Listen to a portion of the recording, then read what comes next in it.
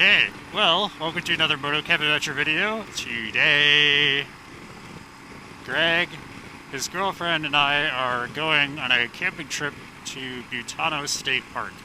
I'm carrying a cooler full of beer on the back of this bike. They have turned my bike into an absolute truck. Enjoy the ride.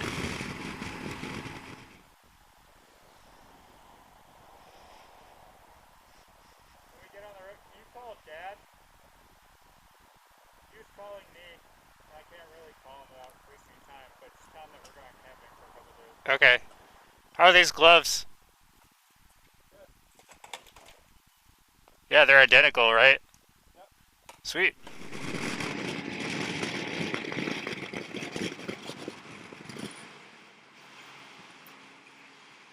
When there's no one in these tunnels, and it's like a off day, like afternoon on like a weekday, you can really get cranking through them if you're on your bike and you don't have to worry about anything jumping out in front of you or anything that you're going to hit. You can see everything right ahead. So it's a really good area to test your speed abilities, even though you got to still watch out. There's still a lot of slick areas sometimes when it's wet on the inside of these tunnels. They are super slick, so you got to be careful about that. So right now we're passing the airport, Half Moon Bay Airport, I think it's called, and looks like some guy either just landed or is taxiing on the runway. Although we're heading into the wind, so maybe he didn't just land. I don't know. There's a few little pipe or something or others. I forget what those are called. What's up, dude? So, probably don't know this, but I am seriously considering getting into flying as a career. I've always been into like flying in general. I originally really wanted to do helicopters. Helicopters are always kind of a military thing, and police, EMS. And that's always been one of my dreams. I kind of recently realized that the helicopter thing is very almost far-fetched, because it's just like you have to compete against guys that came out of the military with thousands of flight hours, and you really can't compete. So you kind of got to spend a lot of money in terms of flying to get up to that level, and then there's really no guarantees in terms of jobs. Fixed wing is a little different. The airline industry is actually having a bit of a shortage, believe it or not, on pilots. So as soon as you meet the minimum flying requirements, especially for the regional guys, sometimes they'll hire you right over the phone, which is pretty awesome. Really, really crap pay in the beginning, but it's all seniority, and as long as you stick with it for a little while, you get paid an okay amount, and you get a lot of vacation time, from what I hear, when you're an older guy. So seems like a really interesting route to take, and I'm thinking about committing to it. Here we are, arrival at Butano State Park.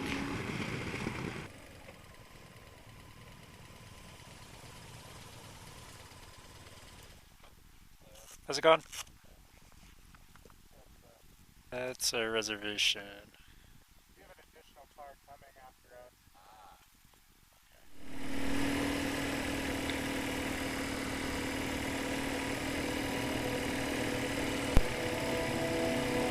There's an airhead.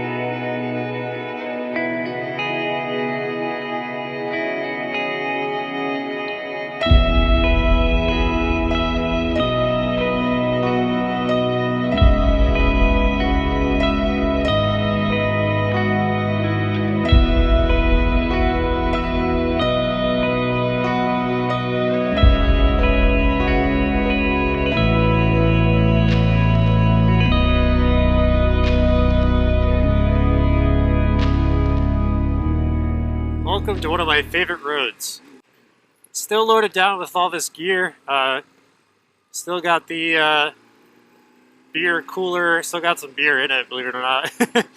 Didn't do our part last night, but yeah, so I'm still a little heavy.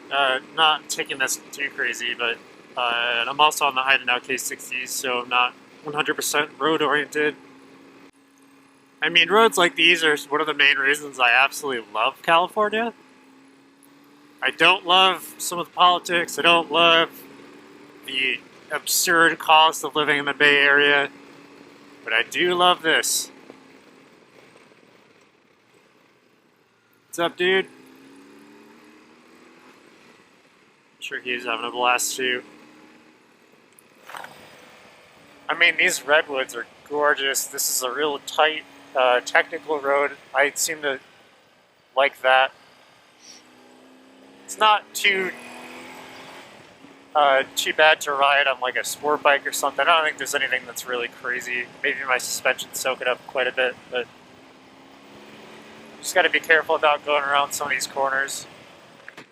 There is logging trucks on this road apparently, which I've never seen, but it's pretty lightly traveled as far as I know.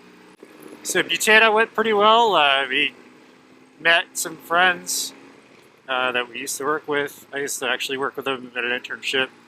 Really cool people. They know quite a bit about birds and any wildlife that flies.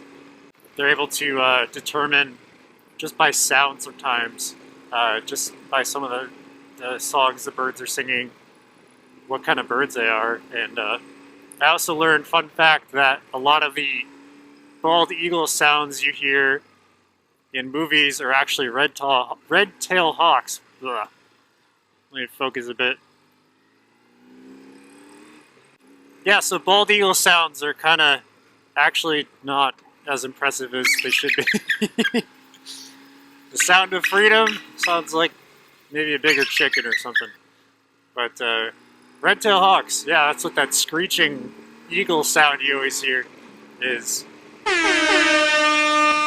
So I left Greg and his girlfriend were just going straight home. I'm just going to meet them back at their apartment and give the cooler back. But I figured I'd take a side road here. Sometimes right after work we'll come down here and just cruise down this road. But lots of shifting, lots of thinking. Things that I should be doing without talking to you. When I'm not loaded down and I'm completely focused on riding, I can really rip around this road. This bike is surprisingly nimble for the weight too when it's rolling. I mean, that's the thing is like a lot of these big bikes people complain about. They're like, how do you even ride that? That's too heavy. You know, when they're on like a DRZ 400 or something. But the reality is, when it's not on its side, you didn't drop it in the dirt. It really doesn't feel too heavy. Especially with the boxer engine sitting pretty low. So that's something to consider if you're on like a dual sport bike, like a intermediate power dual sport bike, and you're kind of thinking about the adventure bike thing, but you're a little hesitant because of the weight. Another thing is too, like, while these BMWs weigh really heavy compared to, or they weigh a lot more compared to some of like the KTMs or something of equal size. And sure, they don't do as much power output. A lot of the weight is down low. I mean, the KTMs, they seem to be a bit top heavy. Not bad-mouthing any of the KTMs. Those things are excellent bikes too. It's just a different kind of style. It's definitely more dirt-oriented. You got to take care of a chain still. I like the shaft drive on these things. Some of these areas you can see through some of the trees around the corners, so you can take them a little quicker. You just got to be really careful of cyclists more than anything. There's a lot of cyclists on this road, and yeah, I mean, as there should be. These are excellent roads for cycling. There's not a whole lot of traffic. You just, as a cyclist, you got to watch out for motorcyclists. But I'm both, so I respect everyone on the road. Oh, what's this? Hopping along. It's not flying off. A little crow or something?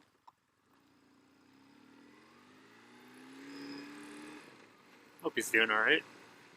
He or she, I don't know. Let's not assign genders to animals we don't know. This red has some absolute hairpins to it. What's this guy riding? Looks like a Suzuki. Yeah, DRZ something or other. Some kind of sumo. He's gonna get so mad when I pass him. Look at this guy loaded down with all this gear. Yeah, so that guy in that Suzuki wasn't wearing any gear except for a built helmet. That's one thing I want to talk about real quick. Where's some goddamn gear, people? And now we're stuck behind this massive caravan. Holy shit. I mean, if I was coming the other way... My god.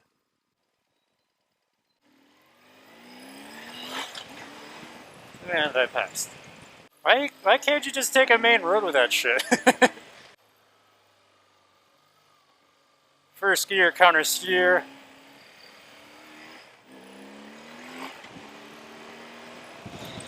Oh yeah, I love this road. Yeah, so back to the gear thing with the DRZ. Where's some goddamn gear? Like, do you not care about anything about your body? Like, you're gonna go down. I mean, sure, you can ride super safe and not ride as crazy as I do or something, but you're gonna go down. Like, that's just a fact of motorcycling. It happens. I don't care what speed you're going at or anything. When you go down, you're gonna get hurt. Like, if you're not wearing anything. I mean, I was wearing full gear when I totally flipped my F650 GS, and the only thing that came out of it was I had a separated shoulder. Even if you buy some used gear, like, geez. At least wear a decent quality helmet, a jacket, and some gloves, if anything. It just bothers me because I know that these guys can be just a little bit safer, curb the statistics a little bit in favor of motorcyclists, not make everyone else's insurance costs higher, and give motorcyclists just a slightly better name to the rest of the world, too. Alright guys, that's it for this trip. Just a short little overnighter. Wish I could show more of the actual state park too. But thanks for joining me and a few other friends on another adventure. Take care everyone, ride safe.